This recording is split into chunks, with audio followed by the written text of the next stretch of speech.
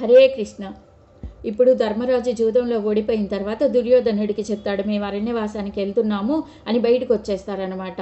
అప్పుడు దుర్యోధనుడికి అనుమానం వస్తుంది, అదేంటి మనం చెప్పకుండానే వాళ్ళు వెళ్తున్నారు అని శకునిని అడుగుతాడనమాట. శకుని చెప్తాడు, నువ్వేం కంగారు పడద్దు, ఈ 12 సంవత్సరాలు వాళ్ళు కందమూల ఫలాలు తినాలి కాబట్టి వాళ్ళ ఒంట్లో శక్తి ఉండదు, మనం తొందరగా యుద్ధం చేసి చంపేయచ్చు.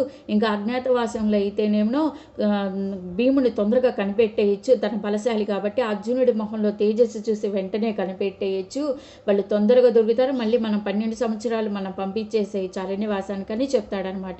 ఇప్పుడు పాండవులు తల్లి దగ్గరికి వస్తారనమాట.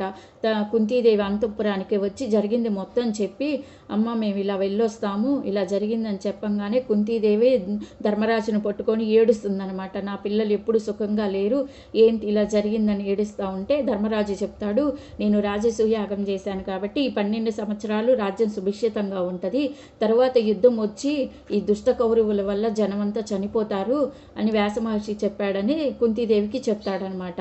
అప్పుడు విదురుడు వస్తాడు, వచ్చి మీ అమ్మగారిని నేను నా అంతఃపురంలో పెట్టుకొని కుంతీమాతని నేను సేవించుకుంటానని చెప్తాడనమాట. వీళ్ళు ఇప్పుడు పాండవులు అంతా నార వస్త్రాలు కట్టుకొని బయలుదేరతారనమాట. రాజగురువైన ద్రౌమ్యుడు ఉంటాడు, వాళ్ళకి ద్రౌమ్యుడు రాజగురువు అనమాట. ఆ ద్రౌమ్యుడు ముందు ఉంటాడు, రుద్రమంత్రాలు చదువుకుంటా పాండవులు 5 తర్వాత లాస్ట్లో ద్రౌపది మొత్తం నడుచుకుంటూ వెళ్తారనమాట. వీళ్ళ వెనకాల వందల మంది బ్రాహ్మణులు వెళ్తారనమాట. వాళ్ళు ఊరికి ఒంటరిగా వెళ్ళరు, వీళ్ళ మంది బ్రాహ్మణులు ఉత్తములు చాలామంది వెళ్తారనమాట.